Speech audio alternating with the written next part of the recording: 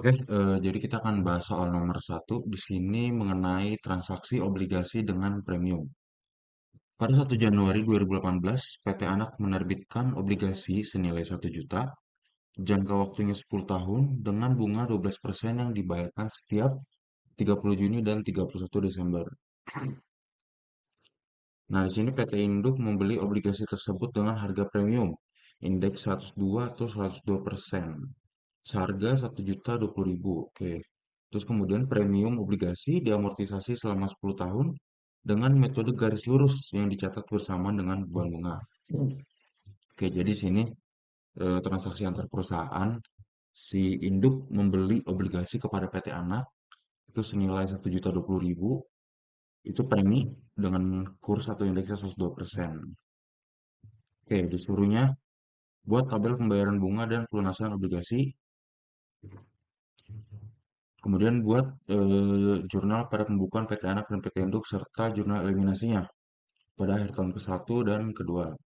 Oke, sekarang kita buat si tabel pembayaran bunga dan pelunasan obligasi terlebih dahulu. Ini seharusnya dibuat sebanyak 20 baris ke bawah. Dikarenakan ini kan 10 tahun, kemudian dibayarnya 2 kali per tahun. Jadi untuk itu bisa dibuat 20, cuman karena berhubung soal B dan C-nya itu ditanyakannya cuman akhir tahun pertama dan kedua, jadi cukup 4 baris aja. Oke, sekarang kita lihat untuk investment, maaf, untuk bond payable-nya, harga nominal si utang obligasinya itu 1 juta, terus kemudian ada saldo premium, ini dapatnya dari si bond payable dikalikan 102%. Ini premium. Ya, 102%. Nah, kemudian bond payable dengan saldo premium itu ditambah ini menjadi saldo investment in bond. Ini saldo untuk si PT Induk yang membelinya nih. Dia punya investment in bond senilai 1.020.000. Oke, di sini untuk awalan langsung kita catat dulu aja ke pembukuan. Jadi untuk PT Induk tadi dia membeli seharga 1.020.000, yaitu bonds payable ditambahkan dengan si preminya ini. Oke, untuk jurnalnya adalah investment in PT Anak pada cash, ya,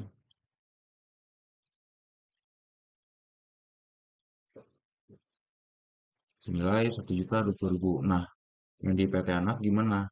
Pertama, karena si PT Induk dia membeli, dia membayar, menyerahkan kas kepada si PT Anak atas pembelian obligasinya, maka dari itu untuk pembukaan si PT Anak dia menambah kas sejumlah 1.020.000 sama dengan yang dibayarkan oleh si PT Induk.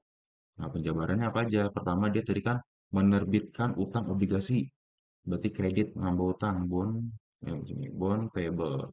Nah, berhubungan dengan itu, si PT Anak itu menerbitkan dengan harga premium. Jadi harganya di atas harga nominal, di atas 1 juta. Berapa? 2% ini, 102%, 2% dari si 1 juta. Ini namanya premium. Premium on bond payable. Nilainya ini ya, saldo premium 20. Kemudian bond payable-nya 1 juta untuk utangnya, utang obligasinya. Oke, lanjut.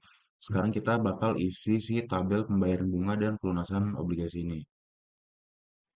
Nah, berarti untuk bunga ke-1, kita lihat jatuh temponya itu adalah setiap 30 Juni dan 30 Desember. Berarti di sini kita buat yang 30 Juni 2018 dulu. Kemudian cash, berapa cash yang dia terima, berapa cash yang diterima atau dibayarkan. Nah, ini cara menghitungnya adalah dari si bond payable ini, nilai nominal si utang obligasi 1 juta ini, ya, itu dikalikan dengan bunganya. Dikalikan bunganya 12%. Kemudian kan ini dibayarkan setiap 30 Juni dan 30 Desember. Jadi dalam 1 tahun itu 2 kali pembayaran. Nah, maka si bunga ini pun harus dikalikan dengan si periode waktunya. Jadi nominal obligasi 1 juta, bunganya 12%, terus bulannya 6 per 12 atau 1/2. Kan 2 kali bayar kan setahun, 1/2 sama aja. Nah, 1 juta kali 12% kali 6/12 itu sama dengan 60 ribu. Nah, amortisasinya berapa? Amortisasinya itu didapat dari, nah ini kan dia tadi selama 10 tahun, kemudian dua kali bayar, ya kan? Berarti 20 kali periode pembayaran, 20 kali nanti bakal jatuh tempo bunga. Nah, itu dapat dari saldo si premiumnya. Ini kan namanya juga amortisasi premium. Berarti saldo si premium ini yang berupa pendapatan yang ditangguhkan, nanti kan bakal dikurangin-kurangin terus tuh nilainya. Namanya amortisasi premium. Nah, berarti ya udah, si 20.000 ini tinggal dibagi 20. Dibagi 20 kali pembayaran. Berarti ininya adalah 1.000. Oke.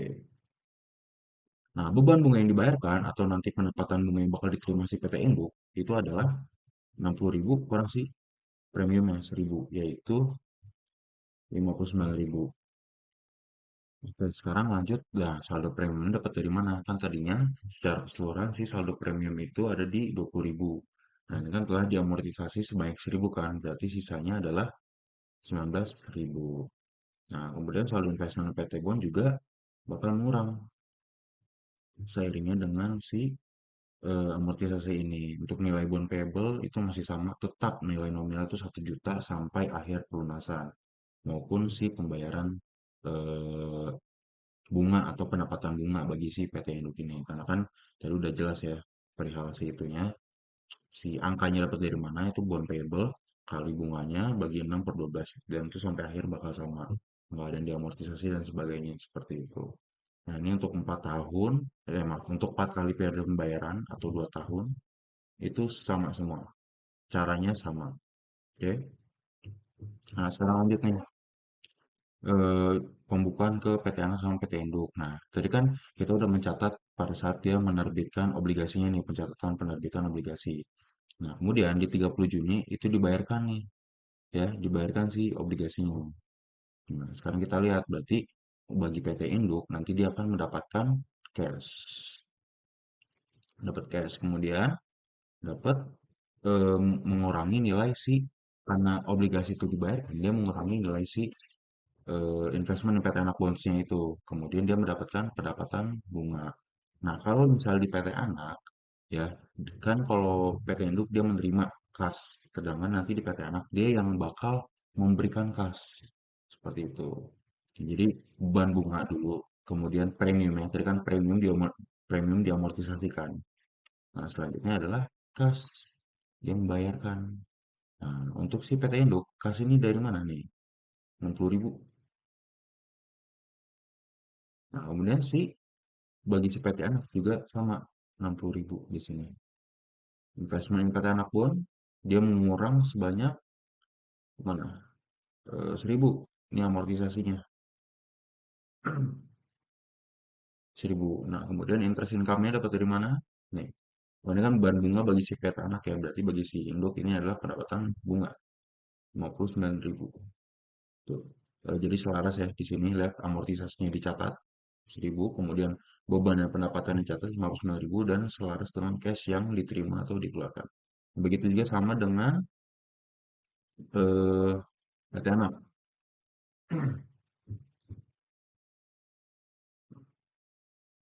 Nah, seperti itu. Oke. Sekarang lanjut di 31 Desember. Nah, 31 Desember juga sama aja nih. Pada saat pengiriman ini sama aja jurnalnya semuanya sama. Sama. Elah. Nah, sama. Nah, kemudian, nah ini untuk jurnal si eliminasi ini. Kan jadi tujuannya jurnal eliminasi ini itu adalah untuk menghilangkan akun-akun yang saling bertabrakan gitu antara induk sama anak, transaksi antar perusahaan.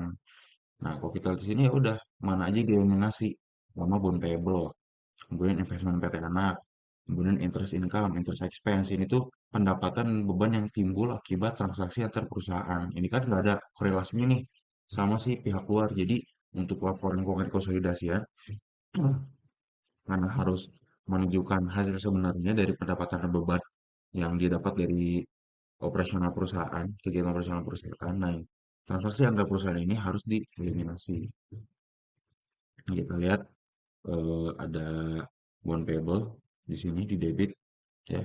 nilai penerbitan obligasi dari PT anak ke PT induk ini itu bakal dihilangin ya.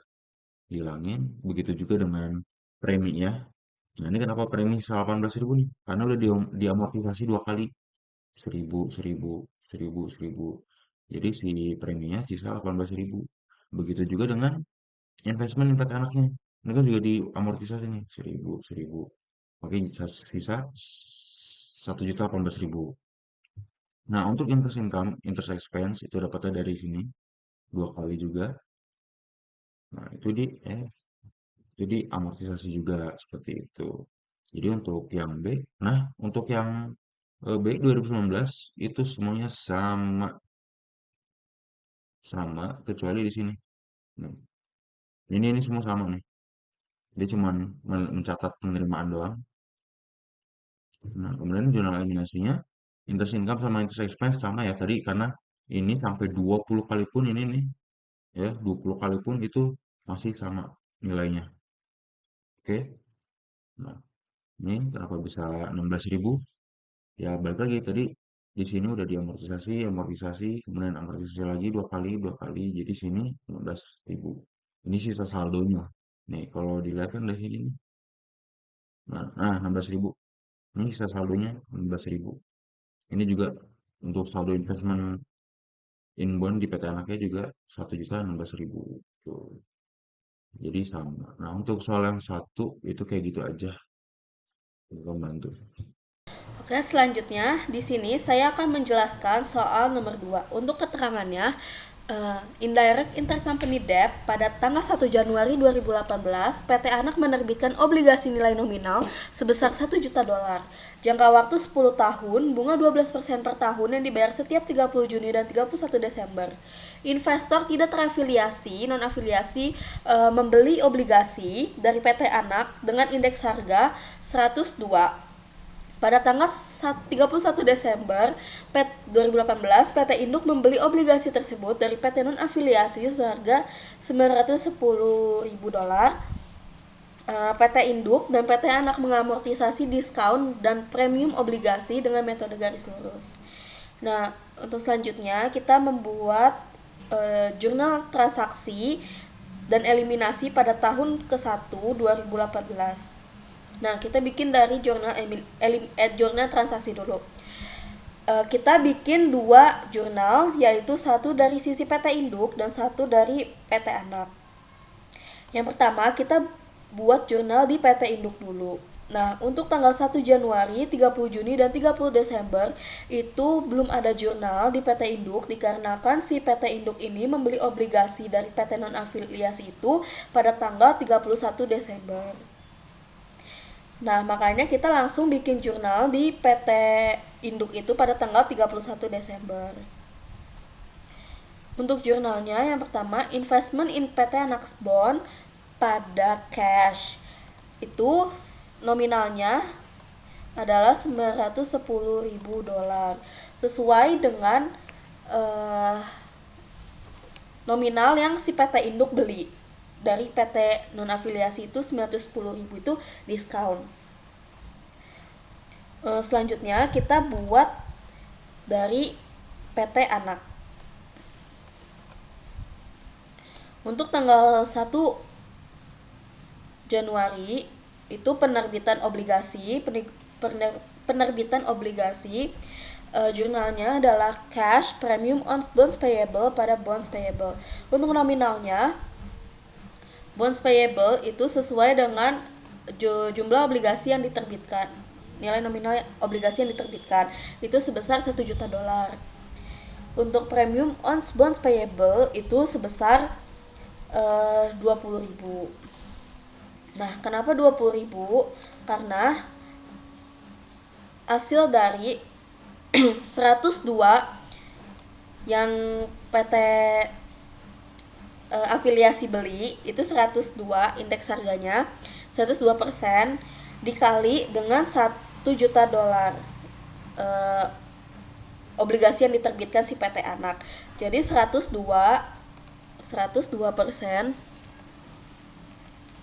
dikali 1 juta dolar.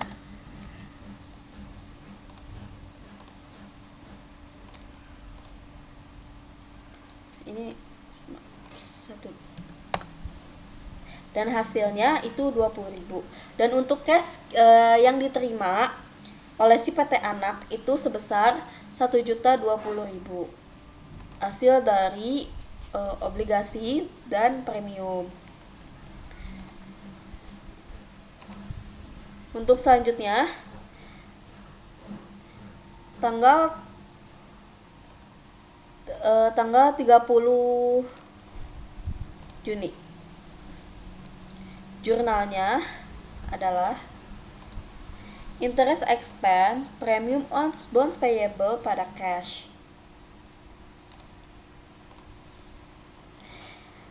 Untuk nominalnya cash sebesar 60.000. 60.000 itu kenapa 60.000?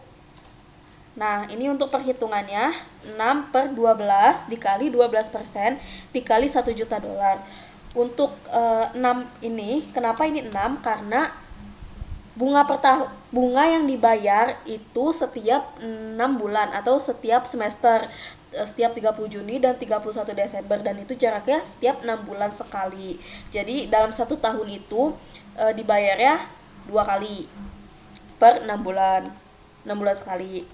Terus 12% itu dari si bunganya, bunga per tahunnya dikali dengan nilai obligasi yang diterbitkan si PT Anak 1 juta. Terus untuk premiumnya itu 1.000. Kenapa 1.000? Hasil dari 20.000 dibagi dengan 20. Nah, untuk 20.000 itu dari si premium ini, dari selisih PT afiliasi, PT non afiliasi sama si nilai nominal obligasi ini. Kan 20.000 nih premiumnya.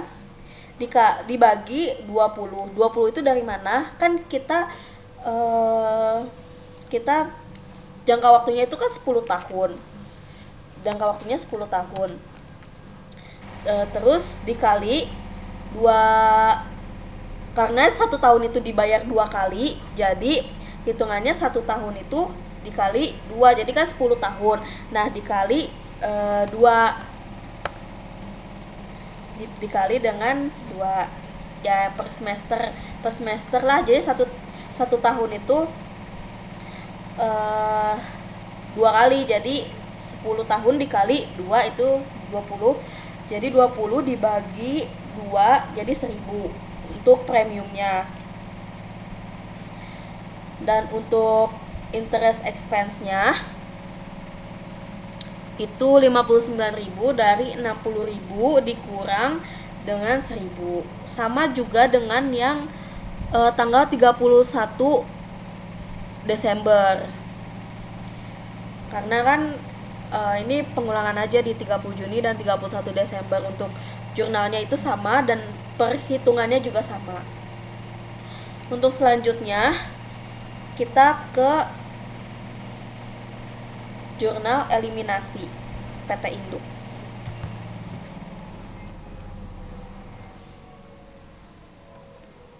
Jurnalnya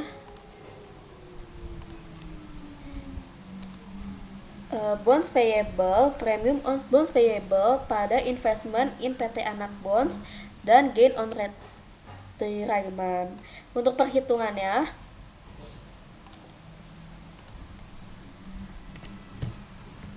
nah, untuk harga jual si harga jual obligasi pada PT Anak ke non afiliasi itu kan sebesar 1.020.000. Itu 102% dikali 1 juta dolar. Jadi hasilnya 1.020.000. Untuk amortisasi premium itu sebesar 2.000. Kenapa 2.000? Karena ini kan kita bikin jurnalnya di tahun 2018 dan kan ini per semester kan, per 6 bulan. 6 bulan berarti ada 12 bulan, berarti 2 kali kan.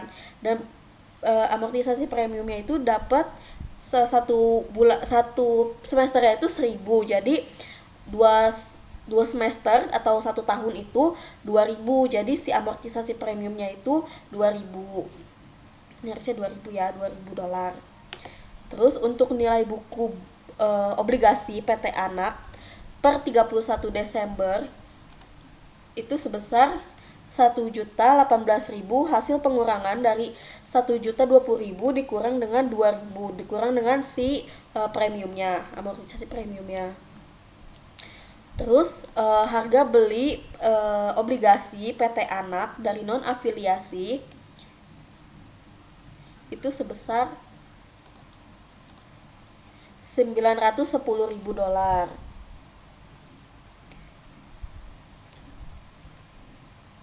Sesuai dengan nilai nominal yang dibeli dari PT non afiliasi itu diskon. Harusnya 1.020.000 jadi 910.000 diskon dari si PT non afiliasinya ini. Dan untuk keuntungan yang diperoleh dari si PT induk itu sebesar 108.000 dolar. Dan hasil dari perhitungan ini kita masukkan ke jurnal eliminasi PT induk, yaitu bonds payable itu nilai nominalnya, premium on bonds payable ini hasil dari nilai nominal dikurang nilai nominal obligasi, penerbitan obligasi dikurang dengan nilai buku obligasi yaitu 108. Dan investment in PT Anak Bonds itu kita beli 910 dan keuntungannya itu 108.000 dolar. Untuk selanjutnya soal yang B itu buat jurnal transaksi dan eliminasi pada tahun kedua 2019. Itu dari sisi PT induk dulu untuk jurnalnya. Cash investment in PT Anak Bonds pada interest income. Nah, untuk cashnya itu sebesar 60.000. Terus untuk 60.000 itu sesuai dengan yang tadi premium yang kita hitung. Ini perhitungannya 6/12 dikali 12% dikali 1 juta dolar. Terus untuk si investment in PT Anak Bondsnya ini 5.000 hasil dari 1 juta dolar itu harga obligasi yang diterbitkan dikurang dengan 190 yang kita beli dari si PT non afiliasi dibagi dengan 9 tahun. Nah, karena 1 tahunnya itu kita 2 per semester bayar bunganya, jadi 18 bulan, jadi diubah ke bulan, jadi 90.000 dolar dibagi dengan 18 bulan itu hasilnya 5.000. Terus untuk interest income-nya 65.000 hasil perhitungan dari cash dan investment in PT Anak Bonds. Untuk yang tanggal 31 Desember juga sama, perhitungan dan jurnalnya itu sama. Lanjut kita ke PT Anak. Untuk jurnalnya PT Anak tanggal 30 Juni. Nah, kalau ada yang lupa kenapa 30 Juni, ya itu karena kita bayarnya setiap tanggal 30 Juni dan 31 Desember. Untuk perhitungannya itu interest expense, premium on bonds payable pada cash. Nah, ini tuh sama aja kayak di tahun 2018. Untuk perhitungan dan jurnalnya sama aja. Yang 31 Desember juga sama. Kita lanjut ke jurnal eliminasi.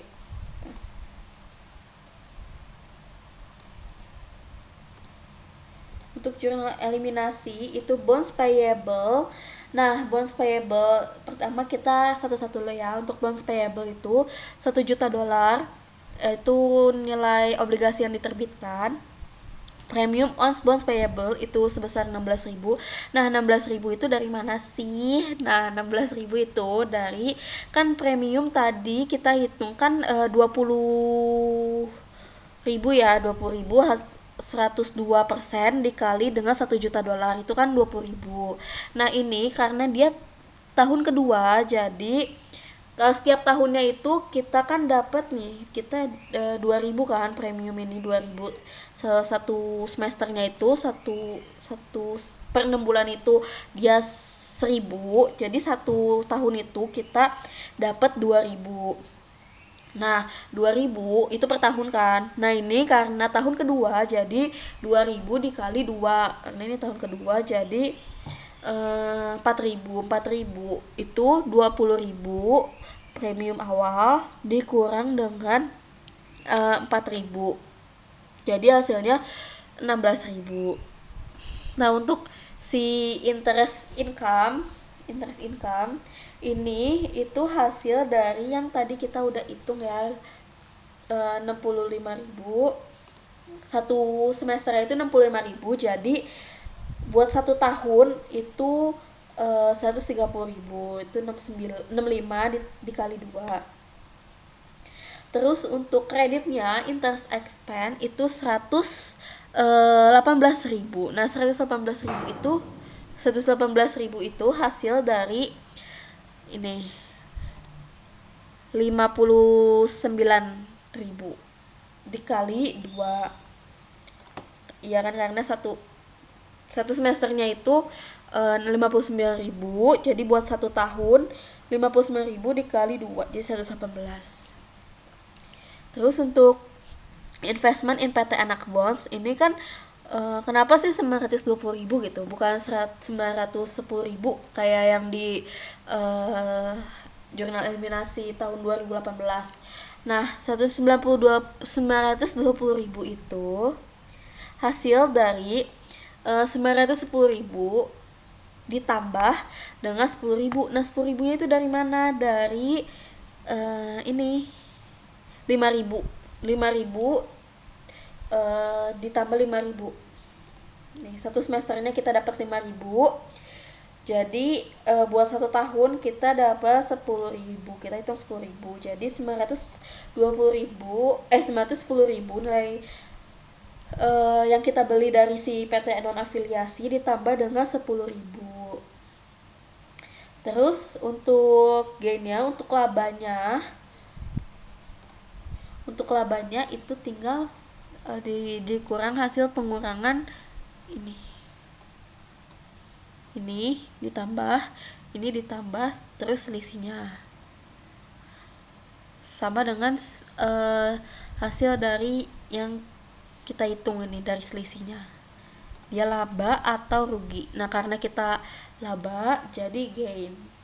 Nah, segitu aja buat soal nomor 2. Semoga dipahami ya. Makasih.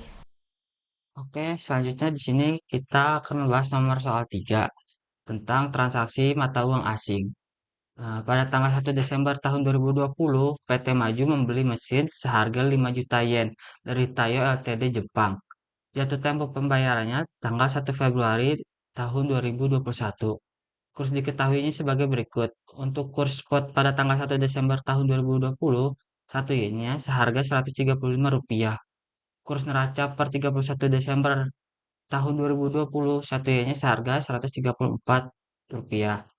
Kurs pada tanggal pembayaran 1 Februari tahun 2021, satu yennya seharga Rp137. Nah, kita di sini diminta yang pertama kontrak disepakati menggunakan yen dan yang kedua kontrak dalam rupiah sebesar 675 juta. Hmm, untuk jurnal kontrak dalam yennya seperti ini. Pada tanggal 1 Desember tahun 2020 membeli mesin secara kredit. Jadi jurnalnya mesin pada utang dagang yen. Karena di sini kita mencatat untuk kontrak dalam yennya seharga 675 juta. Nah, 675 juta ini dari 5 juta yen dikali Rp135. Kurs pada tanggal 1 Desember tahun 2020. Nah, untuk jurnal kontrak dalam rupiahnya sama, cuman di sini juga langsung seharga dengan yang yennya. Selanjutnya di sini kita menjurnal pada tanggal 31 Desember 2020 untuk ada perubahan kurs jadi turun 134. Jadi hutang dagangnya berkurang, muncul laba transaksi falas dengan nominal 5 juta. 5 juta ini dari 5 juta yen dikali eh 100 135 dikurang 134. Jadi kurs pada tanggal 31 Desember ini satu yennya 1 rupiah. Jadi 31 Desembernya tetap 5 juta rupiah. Untuk di jurnal kontrak rupiahnya tidak ada jurnal karena dalam rupiahnya tidak ada berpengaruh sama sekali terhadap perubahan. Nah, selanjutnya jurnal untuk tanggal 1 Februari tahun 2021-nya di sini kita membeli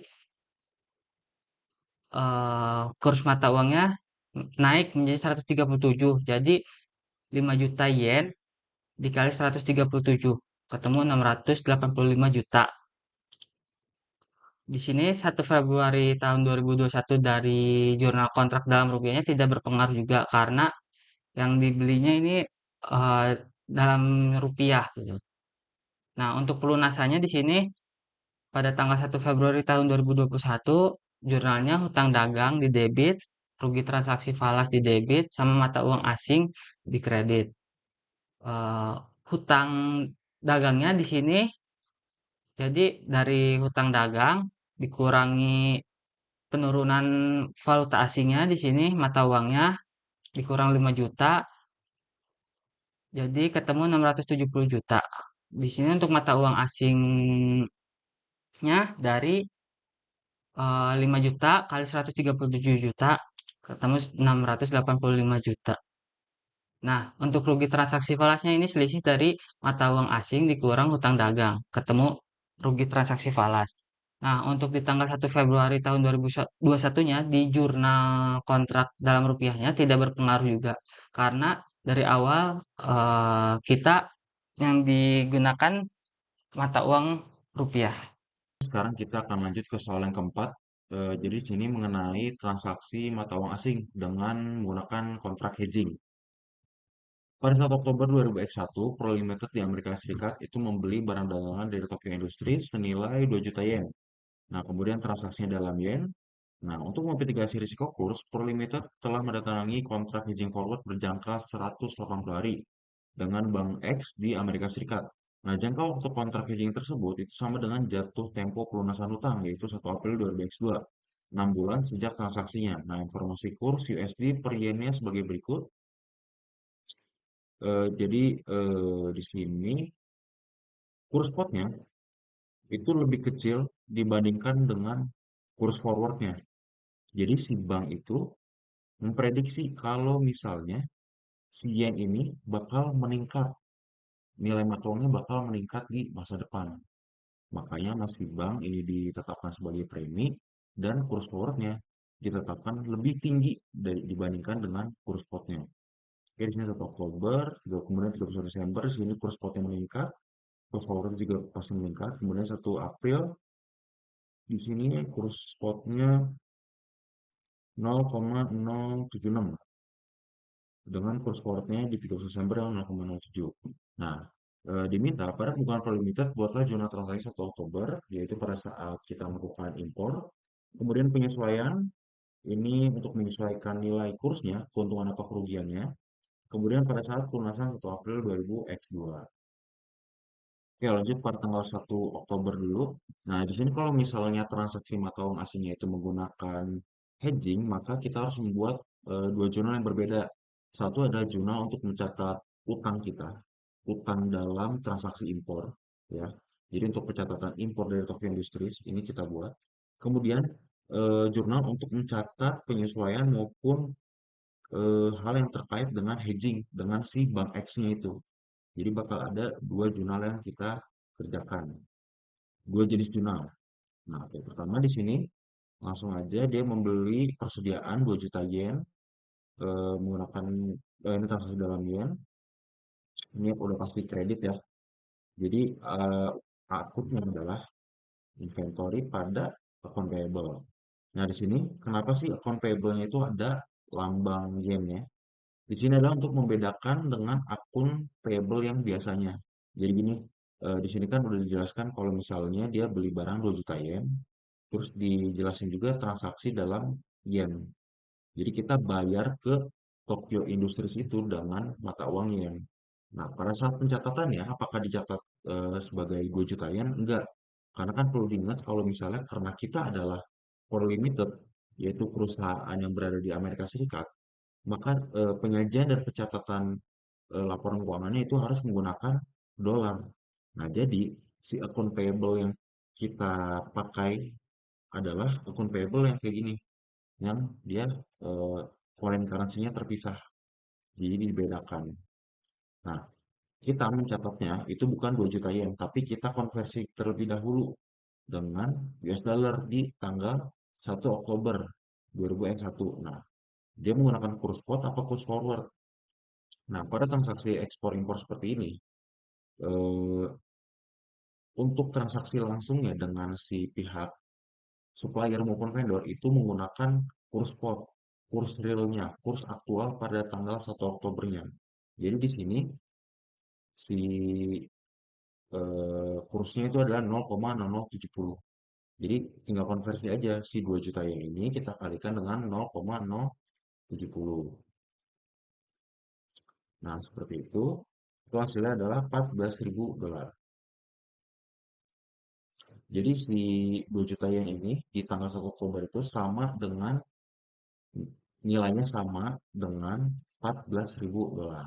Nah, udah selesai seperti ini. Sekarang kita lanjut ke pencatatan si hedging forward ini. Pada saat kita melakukan kontrak.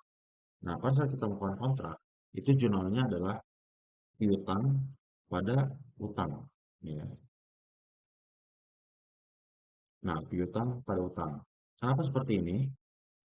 Jadi di situ nanti kita akan mendapatkan mata uang yen nanti untuk si pembayaran dari jurnal yang impor. Impor dari Tokyo Industries ini.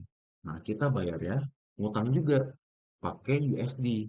Jadi si bank itu bakal nyerahin ke kita itu yen. Jadi piutang, anggap aja piutang yen yang nanti akan kita bayar menggunakan dolar, tapi ngutang. Jadi foreign currency receivable atau piutang mata uang asing pada utang ke bank X seperti itu. Nah, di sini karena kita telah menggunakan kontrak hedging forward, kita harus menggunakan kurs yang telah disepakati antara si bank dengan perusahaan kita, si Pro Limited ini.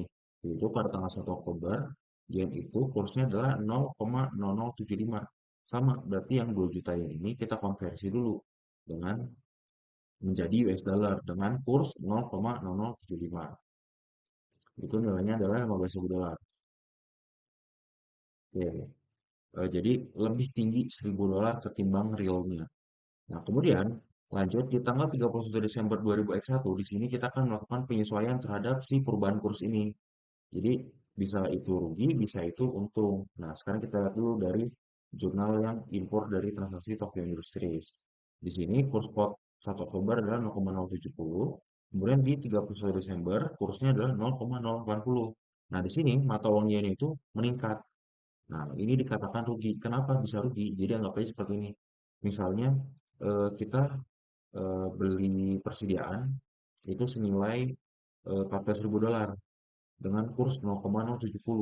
Ternyata di akhir tahun si kurs ini meningkat jadi 0,080. Jadi kita harus bayar lebih banyak. Yang tadinya kita cukup bayar dengan kurs 0,070, sekarang kita harus bayar lebih banyak dengan kurs 0,080. Nah, ini termasuknya adalah kerugian.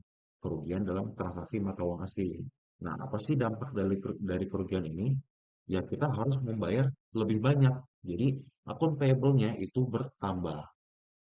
Itu. Jadi, kerugian foreign currency transaction loss, kerugian mata uang asing yang kita debit. Nah, dampaknya adalah si utangnya nambah. Akun payable yen-nya itu menambah di sebelah kredit. Ini berarti kan cuma naik 0,010 ya. Jadi konversinya tinggal 2 juta kali 0,010 kayak gitu. Ternyata bisa kayak gini ya. Tuh. Hasilnya adalah 2.000 dia loss. Nah, kemudian bagaimana dengan pencatatan untuk si kontrak forward ini? Nah, di sini tuh agak berbeda konsepnya, prinsipnya dengan si pencatatan transaksi impor ini. Karena kalau misalnya di kontrak hedging itu, kalau misalnya si kursnya itu meningkat, maka itu akan diakui sebagai keuntungan. Kenapa? Nah, foreign currency receivable from Bank X ini, itu kita anggap sebagai aset derivatif, aset derivatif. Jadi, jika kurs forwardnya itu meningkat, maka nilai ekonomi yang diperoleh perusahaan pun juga meningkat. Karena si nilai kontraknya itu lebih berharga, ya, lebih berharga dibandingkan dengan pada tanggal 1 Oktober. Nah, di sini kan kurs forward nambah tuh dari 0,075 jadi 0,077. Nah, di sini kan naik, tapi dianggapnya sebagai keuntungan. Nah, jurnalnya seperti apa? Nih sama, dia pertama mengalami keuntungan atau pendapatan. Keuntungan atau pendapatan itu dicatatnya di sebelah kredit.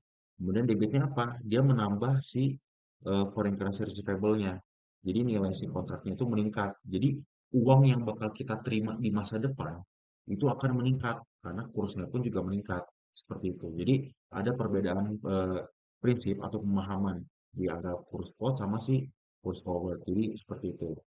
Nah, sama ini tinggal dicari selisihnya aja. Ini kan berarti selisihnya 0,002 dikalikan dengan 2 juta yen. Itu hasilnya adalah 400 dolar. Nah, seperti itu. Jadi, eh, lanjut. Sekarang kita ke tanggal pelunasannya pada tanggal 1 April 2000X2. Oke, di sini sebelum kita mencatat pelunasan ya, di sini kita harus mencatat penyesuaian terhadap si perubahan kursnya. Sama kayak yang ini nih, ya, sama kayak yang ini. Nah, tadi di 31 Desember kurs spotnya itu adalah 0,080 dan ternyata di 1 April itu kursnya menurun menjadi 0,076. Nah, yang tadi kita harus membayar utang kita dengan kurs 0,080, sekarang kita untung nih karena kita cuma bayar si utang itu dengan kurs yang terbaru 0,076 yang kursnya lebih murah. Jadi di sini kita catat penyesuaian ini adalah keuntungan. Nah, akunnya apa? Nah, dampak dari keuntungan ini adalah kita bayarnya jadi nggak usah terlalu banyak, alias utang kita dikurangi. Nah, utang berkurang itu ada di debit, sebelah debit. Kemudian di sini adalah akun keuntungan transaksi mata uang asing. Wes, nah, foreign currency transaction gain. Nah, nilainya itu juga kita tinggal cari selisihnya aja nih. Ini kan 0,0004 kali 2 juta yen. Itu nilainya adalah, nah, 800 dolar. Kemudian kita lanjut ke kontrak yang, maaf, ke jurnal yang bahas kontrak forward ini. Sekarang kita lihat kurs terakhir yang ada di sini adalah 0,077. Nah, kurs spotnya di sini lebih murah, yaitu 0,076. Jadi di sini dia mengalami kerugian. Kenapa? Karena si kurs spotnya ternyata lebih murah, tapi di kurs forward kita harus mencatatnya sebagai senilai 0,007 kursnya. Nah, ini dicatatnya sebagai kerugian ya, foreign currency transaction loss atau kerugian transaksi mata uang asing. Nah, di sini kreditnya itu adalah si piutangnya. Yang tadi kan kalau untung nambah piutang, maka rugi pun gitu sama mengurangi nilai piutang. Nah, nilainya itu adalah sebesar 12 dolar. Itu tinggal selisih dari si forward sama si kurs spotnya aja. Nah, berarti di sini tinggal di seperti ini. Nah, 12 dolar. Nah, kemudian yang kita harus catat selanjutnya adalah mengenai transaksi si pelunasannya. Nah, sebelum sampai situ, kita harus mencatat dulu penerimaan yen. Kan tadi telah dijanjikan kalau misalnya di kontrak forward ini nanti kita tuh bakal dapat yen, ya kan? Di kurs yang telah ditentukan. Nah, ternyata pada tanggal 1 April si kursnya ini adalah 0,076.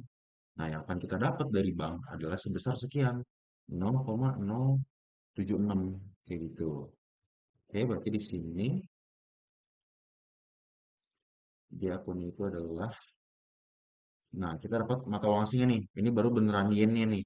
Foreign currency yen, kita dapat kas berupa yen kan kalau tadi ini account payable-nya dalam bentuk yen namun dicatat sebagai dolar. Nah, ini pun sama. Foreign currency-nya itu kayak mata uang kas gitu dalam yen tapi dicatat dengan bentuk dolar. Nah, ini nominalnya dari mana? Nah, bisa dibaca. Dia mengkonversi sesuai spot yang di sini 0,076 atau sama aja di sini kita lihat di sini kan ada 15.000 dolar nih terus tambah 400 15.400 di sini kan ada receivable kredit 200 jadi 15.200 sama saja. Oke, sip. Nah, tadi kan di sini si account payable yen-nya ini, oke, itu kan di maaf, dicatat terpisah. Nah, buat si pelunasannya itu kita tinggal account payable dalam mata uang yen pada foreign currency unit dalam bentuk yen. Nah, nilainya adalah sebesar si nominal ini ya, perubahan kursnya, yaitu 15.200 sama dengan ini. Jadi kan 14.000, habis itu di sini utangnya nambah, nambah 2.000 jadi 16.000, kemudian utang di sini berkurang lagi. Jadi 15.200. Nah, buat yang nanya ini foreign currency unitnya dapat dari mana? Nah, ini dari hasil bank yang dikasih kayak gitu. Nah, jangan lupa juga, karena kan tadi kita bayar si yen itu, kita nukar uang itu ke si bank menggunakan USD kan. Nih, ada akun payable di sini. Nah, ini harus dilunasi, ya. Jadi, sini akunnya adalah si USD payable dibayar pada cash. Jadi, sama aja. Kalau misal dirunut-runut, intinya dapat foreign currency unit ya, ditukar pakai cash. Jadi, perputarannya ya, sebenarnya di situ aja, gitu. Nah, buat nominalnya di sini ada 15.000 sesuai dengan utang yang ada di sini. Ini maaf. Nah, sesuai dengan utang yang ada di sini, 15.000.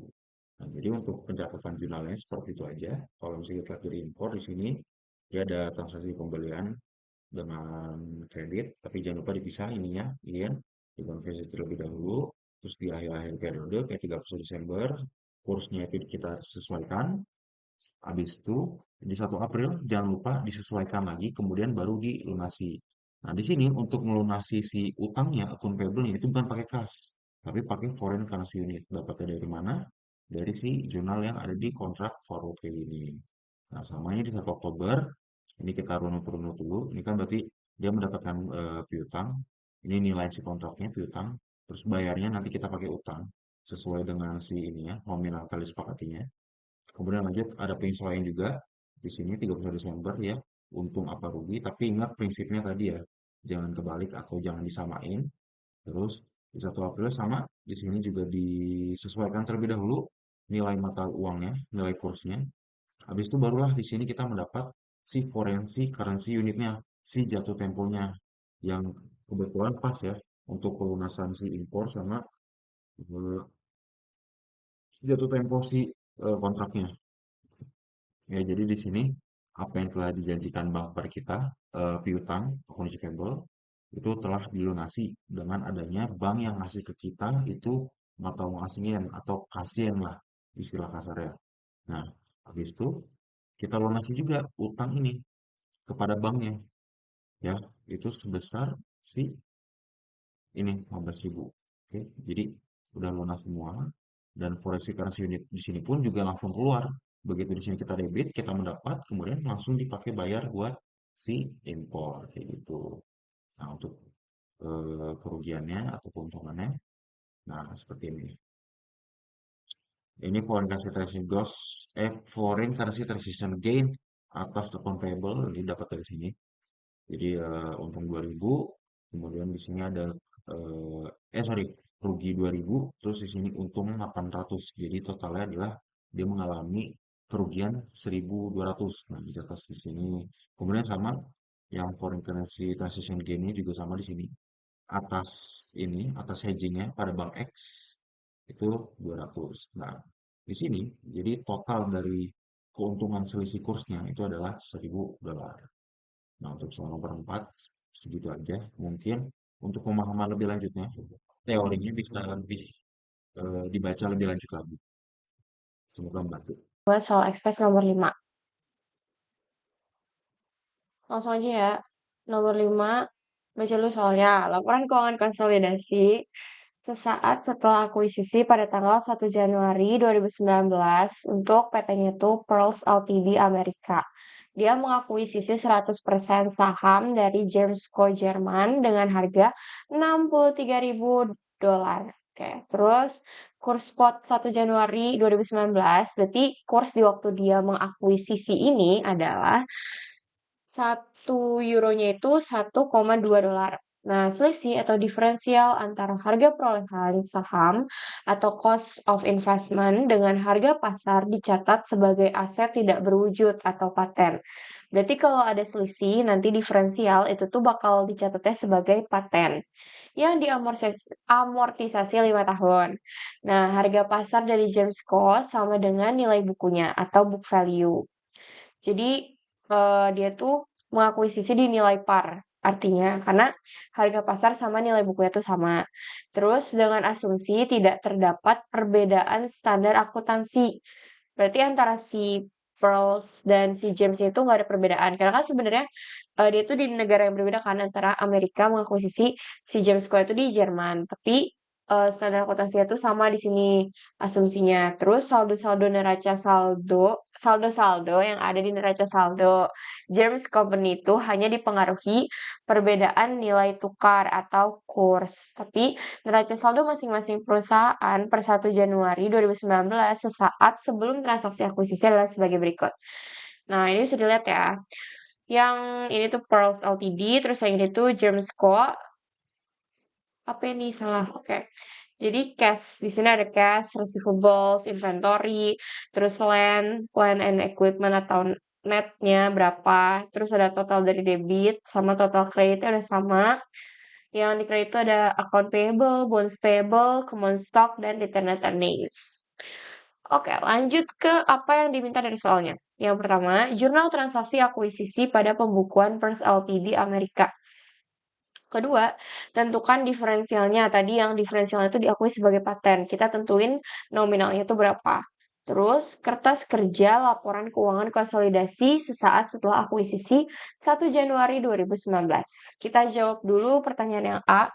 Buat jurnal transaksi akuisisi pada pembukuan Pearls Ltd Amerika. Nih ya, kalau kita telaah dari soalnya, berarti kan Pearls Ltd Amerika yang mengakuisisi 100% saham James Co. Jerman. Berarti Pearls itu induk, James-nya itu anak. Nah, berarti kalau kita bakal ngejurnal dari sisi si Pearls atau dari sisi induknya, berarti kita bakal ngejurnalnya itu investment in James Co. atau kalau Indonesia investasi pada PT anak ya, pada si James Company ini 100% pada cash yang kita kasih buat si James Co-nya ini. Nominalnya berapa? Nominalnya tinggal masukin aja, ada di soal $63.000 gitu. Udah sih jurnalnya itu aja buat menjawab yang A. Karena dia juga mengakuisisinya 100%. Kalau misalnya dia mengakuisisinya enggak 100%, misalnya 80%, berarti 63.000 ini tuh harus kita kalikan dulu. Kita lihat nih 80% dari 63.000 itu berapa. Tapi karena ini full, dia mengakui keseluruhan, ya udah langsung masukin aja saldonya $63.000. Gitu. Terus yang B, tentukan diferensial. Nah, kalau buat nentuin diferensial ini, langkah pertama kita harus nentuin dulu nilai buku James Co. dalam USD. Terus diingat juga notes-nya, kalau misalnya nih, harga pasar dari James Co. itu sama dengan nilai buku atau book value. Berarti kita masukin dulu ya, yang dari si James Co. Nilai bukunya, kita masukin yang ini nih, 2.500, keblok semua. Ya, yang 2.500, terus 10.000, 7.500, yang sebelah sini pokoknya kita masukin dulu, pindahin ke sini. Terus kita kali kurs spot rate. Ada di soal nih. Kurs spot rate 1 Januari 2019 yaitu 1 euro sama dengan $1,2 gitu. Berarti ini ya 2.500 dikali 1,2, 3.000. Semuanya dikaliin dulu ke spot rate dalam bentuk supaya dia tuh dipersamakan dengan si James Co-nya ini. Karena kan kalau yang ini, yang sebelah sini nih, James Co-nya itu kan masih dalam bentuk euro. Terus kita kali spot rate supaya dia tuh dalam bentuk dolar. Karena nanti dia dikonsolidasinya tuh dalam bentuk dolar sama si PT Pearls Ltd Amerika tadi sebagai PT induk gitu. Jadi kita kaliin dulu spot rate-nya semuanya. Kayak ini 7.500 dikasih 1,2, terus 45.000 dikasih 1,2 gitu. Terus kalau yang total debit sama total kredit mah ya udah tinggal dijumlahin aja keseluruhannya. Nah, terus abis itu di sini kan ada perubahan ya jadinya 40.000 dikali 1,2 itu 48.000 di common stock atau di modal dia. Terus return returning atau laba ditahannya juga jadi 12.000. Kita ngeliat di situ. Nah, terus habis itu ada perhitungan diferensialnya. Berarti perhitungan diferensialnya itu dari 63.000 dikurangi 60.000. Kenapa begitu? Karena 63.000 ini kan dari total harga dia mengakuisisikan cost of investment nih 63.000. Nah, terus buat si nilai buku itu sama dengan nilai buku sama dengan harga nominalnya juga itu tuh dari common stock ini ditambah sama return returning. Berarti modal yang udah ada ditambah laba ditahannya. Karena laba ditahan itu berarti bakal dia investasiin lagi juga kan. Jadi nggak dibagiin gitu loh. Kalau misalnya dia dibagiin ya berarti dia nggak akan dihitung gitu. Jadi anggapannya laba ditahan ini tuh ditaruh misalnya si A itu tuh punya saham atau ya punya saham di PT B. Nah, si A ini tuh dibagiin dividennya tuh misalnya cuma 2.000 dari 10.000 laba yang dihasilkannya itu bagian dia. Berarti kalau dia nerima cuma 2.000 dividennya, laba yang nggak dibagiin itu 8.000 bakal masuk lagi ke modal dia atau kepemilikan sahamnya itu di perusahaan si PTB. Makanya kalau kita ngitung si book value dan market value-nya itu nilai buku sama harga pasarnya dari common stock ditambah sama return returning. Semoga penjelasan gue tidak belibet ya guys. Terus habis itu 63.000 ini dikurangi sama dilihat selisihnya sama si book value dan market value-nya ini. Nah, selisihnya itu 3.000. 3.000 itu berarti jadi diferensialnya. Nah, terus kayak tadi yang dibilang di soal, kalau misalnya selisih diferensial antara harga perolehan saham dengan harga pasar itu dicatat sebagai aset tidak berwujud atau paten. Jadi dia di sini diakui sebagai paten senilai 3.000 dolar gitu. Yang B udah terjawab diferensialnya berapa, baru kita kerjain yang C. Kertas kerja laporan keuangan konsolidasi sesaat setelah akuisisi 1 Januari 2019. Nah, berarti tadi kita masukin lagi nih yang Pearls Ltd dulu. Kan ada Pearls sama Germco, terus nanti ada ini kotak lagi. Ya, buat si konsolidasinya. Terus baru hasil dari konsolidasi kedua perusahaan tadi. Nah, yang Pearls kita masukin. Di sini case-nya 287.000. Kenapa 287.000? Karena nih di soalnya kan dia 350.000. Terus dia tuh beli mengakuisisi si James Co senilai 63.000. Berarti 350.000 dikurangi 63.000. Hasilnya 287.000. Terus yang ini 75.000, 100.000, 175, 400.000 itu masukin aja langsung sini. Terus ada investasi ke si PT James Company. Itu masuknya ke aset, ya kan? Berarti dia ada di total debit ini yang atas. Di debit juga nih nilainya 63.000 gitu. Terus tadi kan ada akun paten, jadi dimasukin dulu di sini. Tapi nanti dia bakal ditambahkannya itu dari hasil konsolidasi, bukan dari sininya langsung gitu. Terus baru masuk ke total kredit yang account payable, bonds payable, common stock, dan return returning.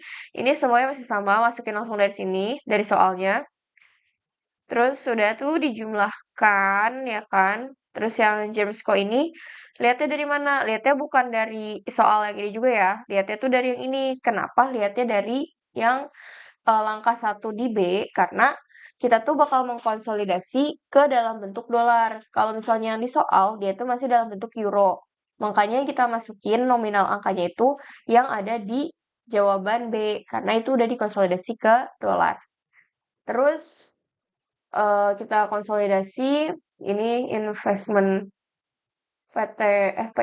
pada PT Jamesco, berarti kita kredit karena kita eliminasi ya kalau investasi itu. Kita eliminasi 63.000. Berarti kalau di awalnya di debit, kita eliminasi di kredit, maka nanti di laporan hasil konsolidasinya hilang.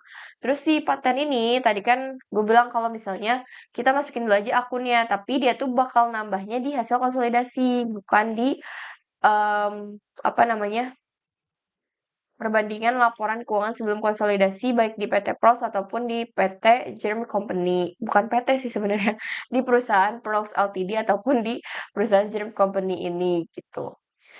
Kalau sebelumnya gue ngomongnya pakai PT, mohon maaf ya, berarti itu kurang fokus. Terus habis itu patennya 3.000, dia bertambah di sebelah debit, diakui nih di sini karena eh, cost of investment-nya itu lebih tinggi dibandingkan dengan nilai buku atau harga pasarnya. Terus habis itu berarti dia adanya di sebelah aset gitu. Terus yang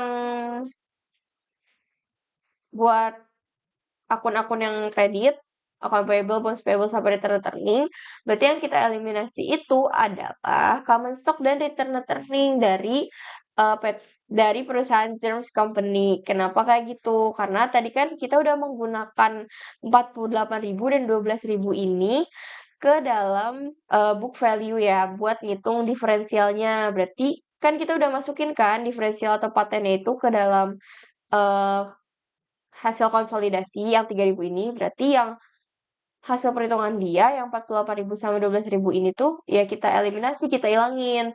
Karena dia tadi di kredit, berarti kita eliminasi di sebelah debit. Jadi yang diakui itu cuman common stock dan return earning dari perusahaan Pros Ltd. Karena yang perusahaan James Company itu udah diakuisisi sama si perusahaan Pros Ltd gitu. Terus kita jumlahin aja semuanya, totalnya sama, debit sama kreditnya. Berarti udah beres sampai di situ. Sekian buat penjelasan nomor 5. Soal 6. Menentukan akumulasi transaksi 1 tahun setelah akuisisi dan penjelasan FCU. FCU itu apa? Foreign Currency Unit atau unit mata uang asing. Kita telah dulu soalnya. Setelah akuisisi saham, misalnya dalam tahun 2019, informasi terkait Germs Company sebagai berikut.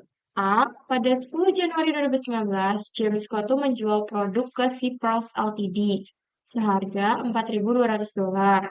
Oke, Jamesco jual ke Pearls Ltd $4.200. Transaksi dalam USD dan saat itu kurs spotnya adalah 1 euro itu $1,2. Nah, uang hasil penjualan dalam USD yang diterima dari Pearls Ltd masih tersimpan di Jamesco di Jamesco sampai dengan 31 Desember 2019.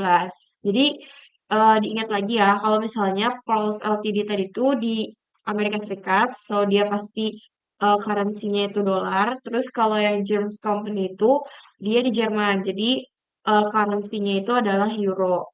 Nah, dia ngasih info nih uang hasil penjualannya itu tuh dalam USD yang diterima dari Plus Ltd.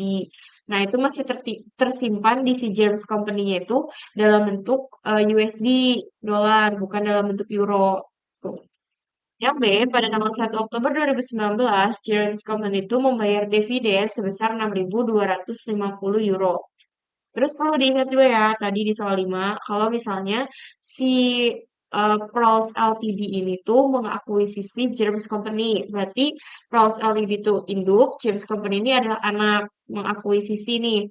Nah, berarti pas si James Company itu punya laba, berarti dia akan membagi atau membayarkan dividennya ke si Pearls Ltd. Nah, dia harus tahu kalau misalnya dia tuh bayarnya di 1 Oktober 2019 sebesar 6.250 euro. Informasi nilai tukar langsung atau direct exchange rate USD terhadap euro dalam tahun 2019 adalah sebagai berikut. Kurs spot lagi. Kurs spot saat akuisisi 1 Januari 2019 Itu 1 euronya 1,2 dolar. Terus kalau 1 Oktober 2019, 1 euro 1,36 dolar. Ini 31 Desember di akhir tahun 2019, 1 euro itu 1,4 dolar. Nah, kurs rata-rata dari tahun 2019, 1 euronya itu adalah 1,3 dolar. Jadi kalau mau ngerjain translasi itu, kita harus memperhatikan ininya guys. Kita harus memperhatikan direct exchange rate-nya itu. Kayak kurs spotnya berapa, terus kayak waktu di akhir tahun itu berapa, historisnya berapa, kurs rata-ratanya berapa. Nah, neraca saldo Jerman Company, Jerman per 31 Desember 2019 adalah sebagai berikut. Ini ada cash, terus foreign currency unit 3.000 dolar. Ini semua euro, tapi yang foreign currency unitnya itu dalam bentuk dolar. Dan foreign currency transaction loss itu 500 di balance-nya ini. 500 itu dari mana? Nah, nanti akan kita lihat lagi di soal, di jawaban sebenarnya. Udah ini pokoknya sama ya ini neraca saldonya aja. Terus kita lihat nih dimintanya tuh apa. Pertama, tentukan akumulasi jumlah selisih kurs penyesuaian translasi atau OCI (Translation Adjustment) dengan format 3 laporan keuangan di laporan laba rugi, laporan laba ditahan, dan neraca tahun 2019. Kita akan melihat akumulasi jumlah dari selisih kurs. Berarti jumlah dari kurs tiap tahun itu loh, selisih-selisihnya itu setelah diakumulasi di akhir tahun tuh berapa gitu. Nah, itu yang mau kita cari atau mau kita hitung. Kita melihatnya dari mana? Nah, dari format 3 laporan keuangan, laporan laba rugi, laba ditahan, dan neraca selama tahun 2019. Nanti penyesuaian translasi ini akan masuk ke OCI. OCI dengan nama akunnya Translation Adjustment. Gitu maksud soalnya. Kita langsung jawab. Nah, yang A, Accumulated Translation Adjustment dengan 3 laporan keuangan. Kita bandingin aja langsung semua dimasukin. Dari income statement tadi, returned earning statement, dan balance sheet. Nah, jadi pertama-tama gue tuh masih tahu kalau misalnya kalian tuh harus hafal guys. Kalian tuh harus hafal kalau misalnya em, kalau akun ini dia pakai kursnya apa, kalau akun ini kursnya tuh apa gitu. Itu tuh ada di eh, PPT ya harusnya di PowerPoint. Jadi kalau misalnya akun-akun laba rugi itu tuh menggunakan kurs rata-rata tertimbang. Terus kalau misalnya akun aset, ekuitas dan kewajiban itu kalau nggak salah pakai historis. Terus kalau aset itu pakai yang sekarang. Kita lihat ya. Ya, benar. Jadi kalau misalnya ini kan balance sheet nih, aset nih, dia pakai 1,40, itu tuh yang sekarang gitu, yang sekarang laporan keuangan itu kan di 31 Desember. Nah, dia berarti pakai yang sekarang, yang 31 Desember, di tanggal terkait. Terus kalau misalnya yang kewajiban dan ekuitas, nih yang kalau misalnya ekuitasnya ini, itu lihat juga di tanggal 1 Januari. Nah, dia itu berarti makanya yang kurs historis. Kurs historisnya itu di yang 1 Januari, 1,2 dolar per 1 euronya. Udah deh, terus sekarang kita kalikan dari si neraca yang ada di neraca di soal, neraca saldo Jerry's Company. Ini dari sales ya dimasukin sales itu kalau pernah rugi berarti isinya apa aja ada sales terus dikurangin cost of goods sold terus dikurangin operating expense terus habis itu dikurangin sama transaction loss-nya atau kerugiannya dikali sama kursnya pakai 1,3 karena kalau pernah rugi itu pakai kurs rata-rata nih 1 euro sama dengan 1,3 dolar. Udah deh, ini tinggal 50.000 dikali 1,3. Ya, 65.000 kayak gitu. Terus berarti kalau ke bawahnya mah sama ya, maksudnya kayak ngitungnya tuh kayak yang ngitung laporan laba rugi biasa. Berarti salesnya dikurang COGS, dikurangin expense, ditambah kalau ada pendapatan, kayak gitu. Udah nih, berarti ada selisih ya. Kalau misalnya pakai euro 12.500, kalau di dolar tuh 16.250. Terus habis itu returned earning statement. Nah, Laporan laba ditahan. Nah, ini ada nih beginning balance atau retained earning di 1 Januari. Berarti dia pakai kursnya yang 1 Januari, 1,2 yang ini. Lihatnya mana? Nih, lihatnya dari sini kan. Retained earning 1 Januari itu 10.000, terus dikaliin 1,2, berarti 12.000. Terus net income. Net income-nya berarti masukin dari yang atas, dari laporan laba rugi. Kan 10.000 ditambah 12.500 dikurangi 6.250. Dengan 16.250. Berarti return rekening yang awal ditambah net income dikurangi sama dividen yang dibagikan. Dividen yang dibagikannya itu sebesar 6.250 menggunakan kursnya itu 1,3 atau kurs 1 Oktober.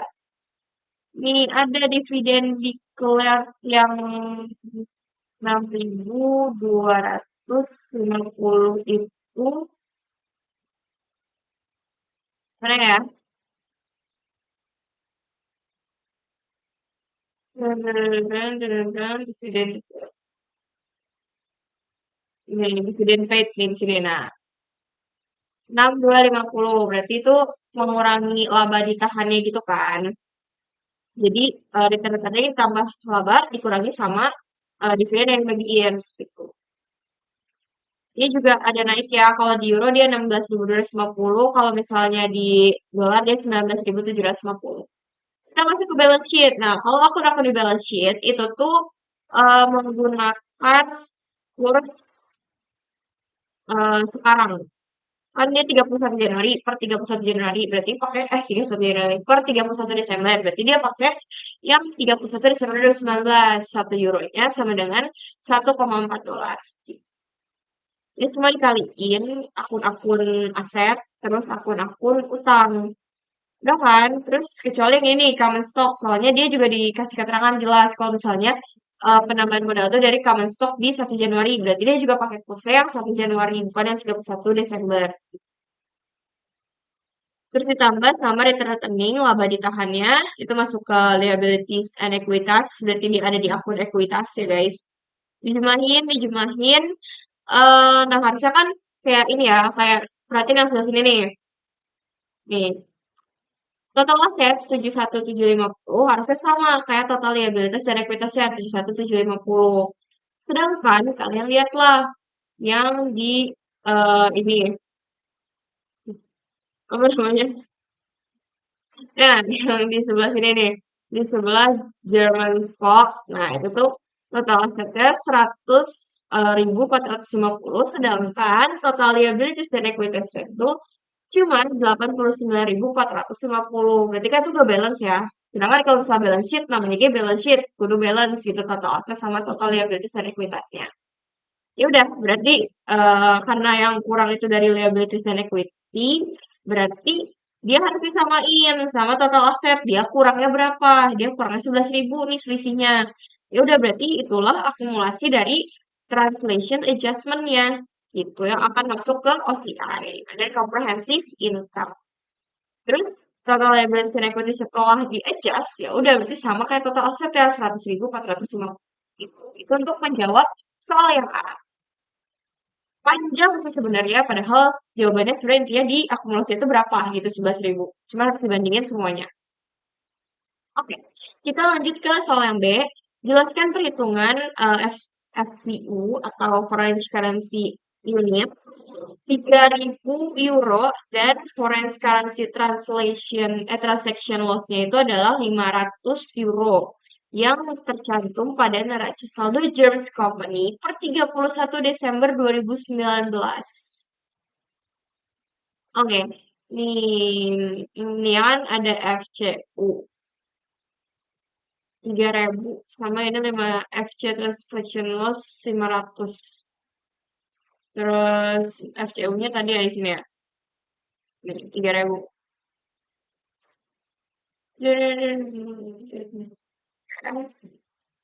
Nah, saldo akun FCU itu kan 3.000 euro. Nah, FC foreign currency transaction loss-nya 500 berasal dari penerimaan hasil penjualan tunai 10 Januari 2019 dari Pulse Ltd dalam USD.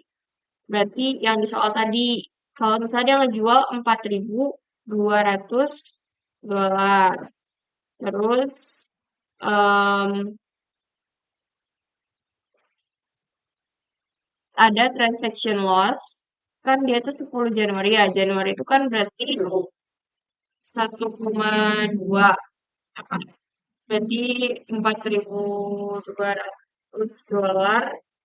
Kalau dari dolar mau ke euroin, berarti dia dibagi ya. 4.200 dibagi 1,2. Nah, itu 3.500. Terus dia tuh sampai 4.200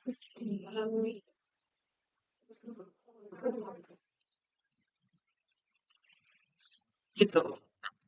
Terus dia tuh pada saat transaksi 10 Januari 2019, Jones Company itu menerima 4.200 dolar yang tadi di soal. Ketika kurs spotnya itu 1 euronya adalah 1,2 dolar. Sehingga dalam pembukuan James Company dicatat bahwa foreign currency unit atau unit mata uang asing dalam dolarnya itu sebesar 3.500 dengan jurnal sebagai berikut. Tadi yang gue bilang kalau misalnya dolar ke euro berarti dia dibagi. Nah, jurnalnya apa ya? Foreign currency unitnya di debit, terus salesnya di kredit. Karena kan dia ngejual kan artinya dia ngejual sebesar 4.200 dolar. Terus kita ngejurnal dalam bentuk euro. Ya berarti cuma beda nominalnya aja. Cuma kalau misalnya dia normal gitu ya, kan harusnya kas atau piutang pada sales. Nah, karena ini tuh dalam mata uang asing, berarti kita tuh masukinnya akun debitnya itu foreign currency unit atau unit mata uang asing pada sales. Udah dalam bentuk euro. Terus pada 31 Desember 2019 kurs euronya itu dari 1 euro sama dengan 1,4 dolar. Sehingga nilai dari foreign currency unit yang 4.200 dolar itu turun jadi 3.000 euro. Dari mana tahunya? Yaitu 4.200 dibagi 1,4 itu 3.000. Sedangkan 4.200 dibagi 1,2 itu 3.500. Nah, itulah makanya bisa masuk ke dalam neraca tuh ada foreign currency transaction loss. Berarti dia rugi kan 500. Kayak harusnya dia tuh nagih sebesar 3.500. Tapi yang dia tagih tuh jadi udah sisa 3.000 doang karena selisih kurs tadi. Makanya kerugian transaksinya tuh 500 euro. Kalau dalam bentuk euro ya. Nah, atas perubahan kurs ini, James Company itu membuat jurnal penyesuaian dan mengakui rugi transaksi tadi. Berarti yang tadi ruginya tuh berapa? Ruginya berarti kan tadi yang kurs 1 Januari itu 4.200 dibagi 1,2 3.500. Terus yang sekarang di saat dia 31 Desember itu jadi 1,4. Berarti 4.200 dibagi 1,4 3.000 3.500 dikurang 3.000 berarti 5.000 euro. Nah, ya udah tinggal masukin ke jurnalnya di 31 Desember. Berarti kalau kerugian kan di debit. Kalau keuntungan di kredit. Berarti kalau FC transaction loss kita debit, berarti foreign currency unit yang dimana nanti nominal yang harus kita tagihkan itu berkurang. Berarti dia di kredit sebesar 500 euro. Terus misalnya FCU dalam dolar semula bagi menjadi ya sehingga FC transaction loss 500. Tadi yang gue jelasin. Kalau misalnya harusnya tuh dia nagih 3.500, ini dia jadi nagih itu 3.000, makanya dia jadi rugi. Terus tadinya FCU-nya itu unit mata uang asing yang dia punya itu 3.500, terus jadi ada rugi 500, berarti kan harus dikurangin kan, makanya FCU-nya di kredit. Jadi pada neraca saldo Insurance Company per 31 Desember 2019 terdapat FCU dolar 3.000 euro dan FC transaction loss-nya itu adalah 500 euro. Oke guys, jadi sekian yang bisa dijelasin dari XPS kali ini, dari nomor 6 dan dari XPS kali ini. Semoga bisa bermanfaat buat teman-teman semua. Jangan lupa dipelajari. Semangat tugasnya. Bye-bye.